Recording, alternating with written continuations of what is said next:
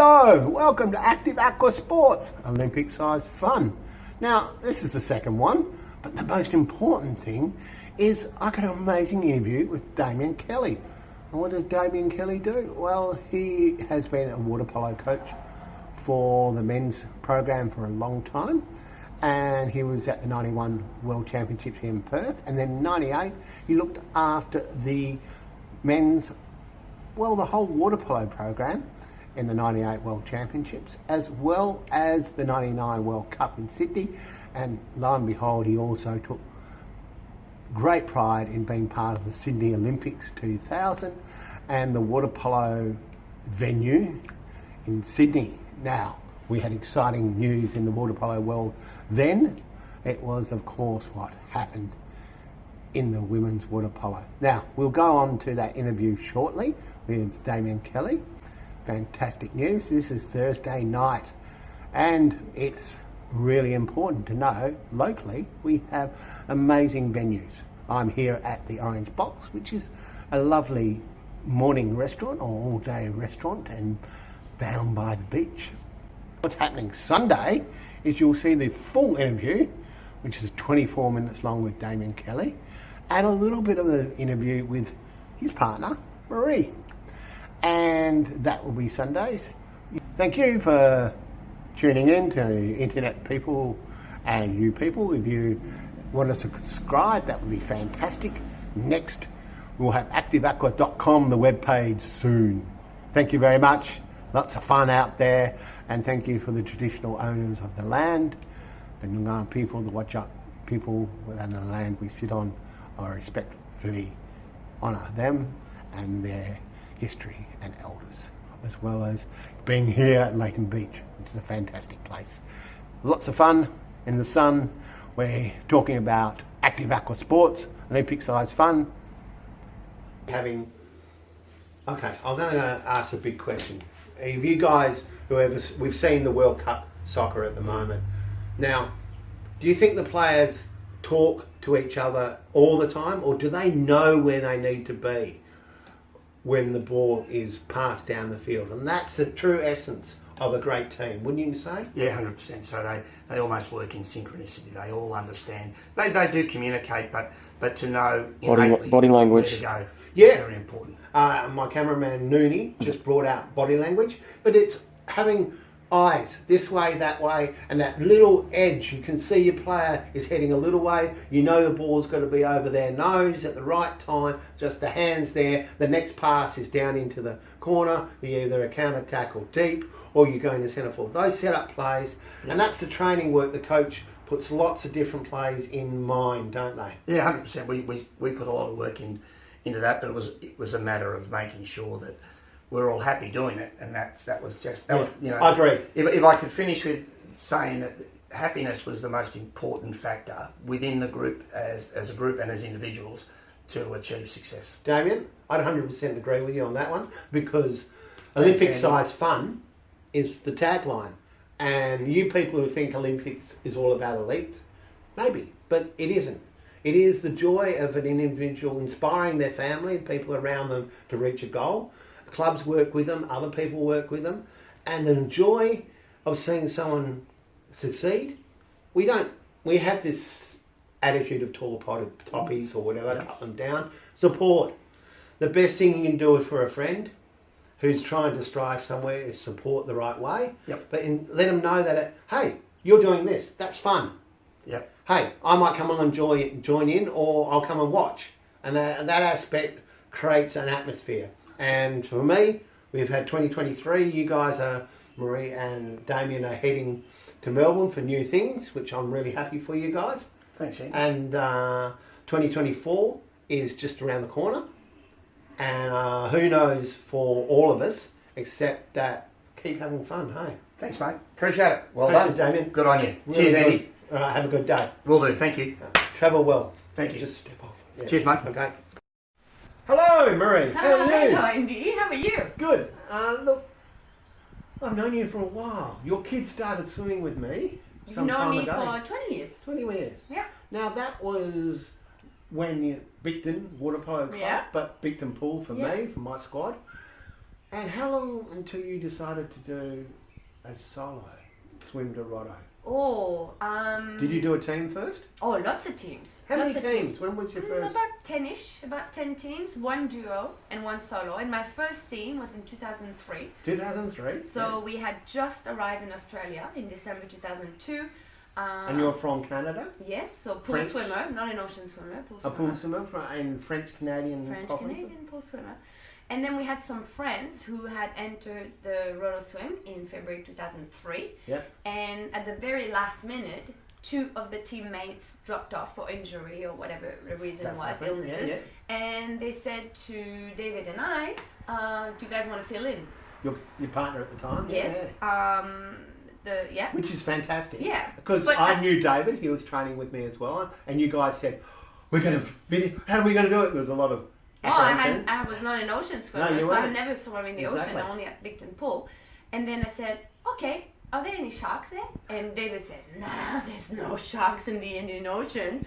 Anyway, we did it. We finished. That was the hardest year ever of the whole roller swim. Yeah, 2-3 was so a really tough short, year. The longest longest time for Yep. all the athletes, because we had a short chumpy swell, we had a bit of northwest which came, we had which is the northwest coming headwind. We had a terrible. We didn't get the nice It was east a wind. terrible It was a day. terrible It was year. raining. It was cold. It was cloudy. 60% of the people did not abandoned. make it. Yeah, exactly. We finished 8 hours and a half, I think. But 8 anyway, hours we and a finished. half is swimming as a team. You're in and out of the water. If anyone has no idea, but the idea is team of 4, boat, in the water, alongside, jump in, tag, right? And then the Anyway. next swimmer goes. Yeah. And it could be 5, maybe 8 minutes, but we'll probably go through this in detail with a lot of athletes. Let's get through 10 teams. But to say, just to finish my story, Your swimming so is it was important. a really hard swim. We pretty much killed our 2 paddlers. They were more tired than any of the 4 of Paddling's us. difficult. And but then I got to Thompson Bay and I was hooked. I was hooked to ocean swimming and I was like, I loved it. Yeah, you And did. then after that, this was me. I became an ocean swimmer, did teams after teams after teams. One year I did a duo, which I can't remember exactly what year. And then in the back of my mind was always one day I'm going to do solo. And you'd one asked day me I'm gonna for a do while. solo. Yeah. Because You gave me a lot of advice. You were brilliant. that aspect of my passion, first teams were 93, 94. I had teams, and then I did my first solo 201. And I was grateful I had some really great healers who allowed me to peacefully create a peaceful journey. My first swim was beautiful. So I didn't have a horrid swim, I had a beautiful first swim by creating my own space on the island, as in my own way across. I'd done the work, I'd done the training, but I didn't get worried about it. Now, that is a good attitude, trying to create your own space in a solo, because people think it's all about competition. The only space between you and the island is the water, isn't it? Well, really, I didn't care about the time anyway. All No, I you wanted to do it. Yeah, and, it's a and complete. swam all the way from Cottesloe to Thompson Bay. Yeah. That was my only goal, and do it also in a happy state of mind. Yeah, we talked about that a lot. Not being, depressed or not being sad or not being angry, but enjoying it along the way and exactly. being well prepared so that I could enjoy the swim. And 100%, as in many things in life, being prepared. The training, if the training's joy, having the good team around you, having the squad that you're with, or having a mentor that can advise you, that says, hey, are you having fun? Are you balancing things out? Because you were working as I was working architect, yeah. huge hours, and building big projects. the Perth Children's Hospital at the time. Perth Children's Hospital at the time, I remember. And that's a lot of hours. And budgeting the hours to swim was one of the things I really took hold of the program for you, was to try and balance out. Not too much, but enough to be able to know if I gave you a 3-hour swim on a Saturday to do at the right time, we did a few of them, and we did a couple of longer swims to prep you, so mentally you knew you could do a solo, didn't you? Yeah, and also advice on the food, nutrition, lots of massage as well. Because So I was a therapist. You got the whole lot. Everything was hurting, so that's during really training. important. Yeah, important. Guys, anyone training for Rotto solo, yes, finding a good therapist, finding either a chiro or a therapist. Not sports physios will give you the programs, but getting regular muscular musculature alignments, so your muscles aren't always under stress, is very important. As we said previously, when this interview is complete, you'll probably see an interview with Damian Kelly either before or after. But we talked about the greatest thing in the arsenal of any athlete is recovery. People forget about that. Sleep, recovery is what gives you the ability to go on. And now, food. The right food at the right time. And we're learning so much more about French that now. toast with maple syrup after a big training. Absolutely. And those things, we've got to get going. But I'm going to ask, where lately have you really enjoyed swimming? Because I know there's something that you told me about how we met recently. Oh, the saunas. The saunas on the beach. Yeah, we have cool an amazing that? thing. A friend of mine's cousin, Sean Sacree's cousin, runs it. Alchemy Saunas on the beach near Leighton or Port Beach, near the coast restaurant. Wow, saunas ideas in these sea containers.